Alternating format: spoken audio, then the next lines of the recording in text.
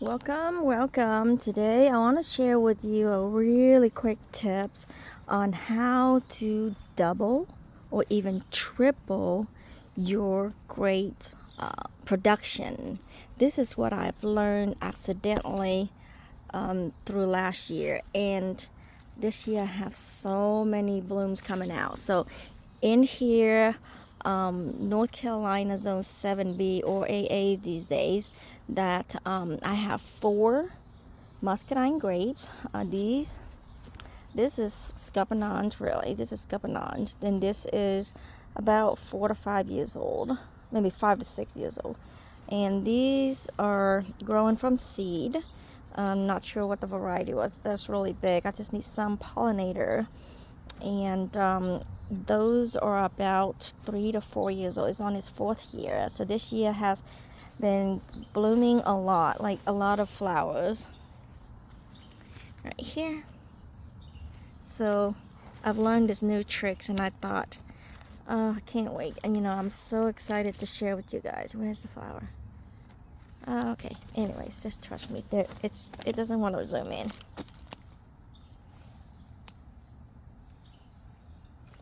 Anyways, so I have this really small trellis. It's like a 2 cattle panel trellis, so it's about 50-inch. That's wide, so it's about 8 feet long. And I also have a garden on the other side, so I like for the garden to kind of take up about that much, and then the grapes are kind of just go meet halfway. But over the years it's keep getting way too vigorous. Grapes are very vigorous, and I knew that, but I don't have space, and my boys and girl needs to play around here, so that's why I keep the center kind of open. But eventually maybe I would just flip that over to the other side. Maybe that's thought. But for right now, I do need to keep these compact, and I do have about 4 of these in here. That's crazy. At one point I was like, I only need one more, one over there and one over here, but I couldn't let go. So this year these guys are the same size, and they're 4 years old, so I need a lot of cross-pollination to kind of improve my yield. So that's one tip that I want to tell you. Of course, you probably already knew that, but anyways, this is what I want to tell you right here. So last year accidentally I found out that all that is leafing out, and it's draping out, it's gotten to the ground.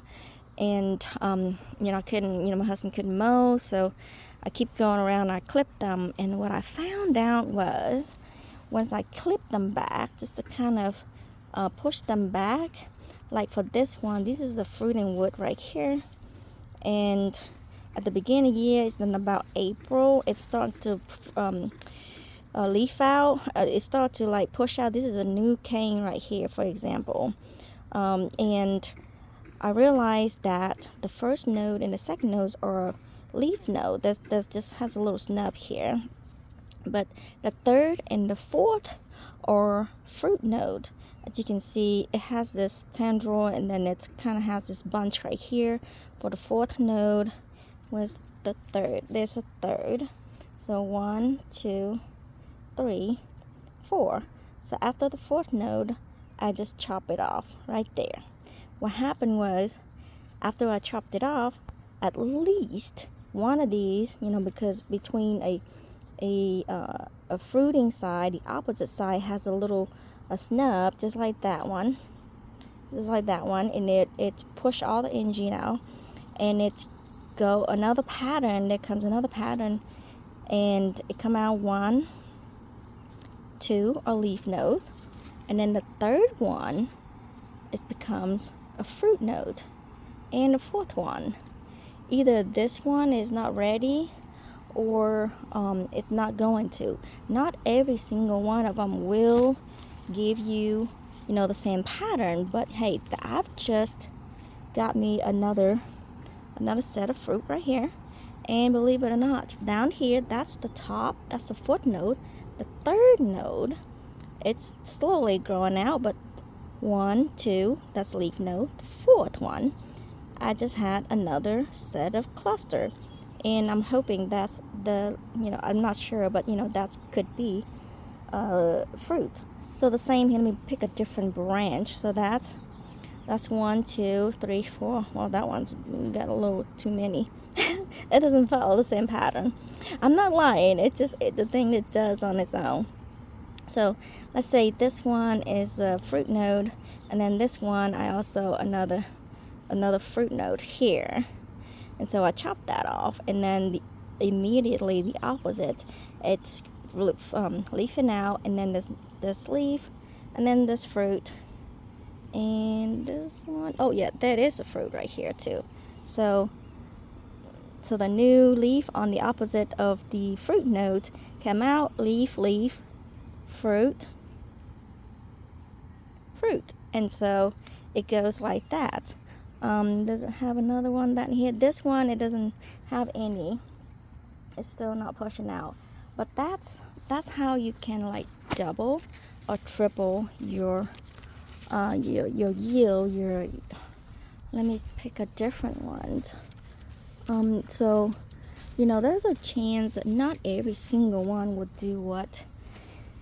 And I just cut them like a couple of weeks ago, so it takes some time for the new shoot to grow. Let me find you a different one that I can. But anyway, you get the idea. So let's see, that one right there is leaf, leaf, fruit, and then there's coming out another branch. There'll be leaf, leaf, fruit. Come up here. It's still young, but it might be a fruit or might not. But you got some new branches already and more fruit already. So this is the fourth one, and this one is the other side of the wood, the new wood. So there'll be leaf, leaf. Let me see, and then this come up here fruit, and then this comes up another one. The fourth one will be fruit. So that's the pattern. I mean, I'm definitely gonna prune them back because I really want to keep it contained up there, because it can go crazy. Yeah, I've tossed them down here, but I pruned so much to keep these small. Even these new ones, they're vigorous, they're blooming right now. But this is the tip that I want to show you, and I've tried this. You can see every single one. As soon as the fourth node comes out with the leaf, with the fruit. I mean, it doesn't always be the fourth node, but as soon as I don't see any more fruit past the last node, which is, it could be the third or fourth, then I immediately chop them all off. Now I've done this in so it has a month to grow already. You can see right there, every one of them I chopped them off, and I'm hoping, like, as you can see, that there's more fruit right there.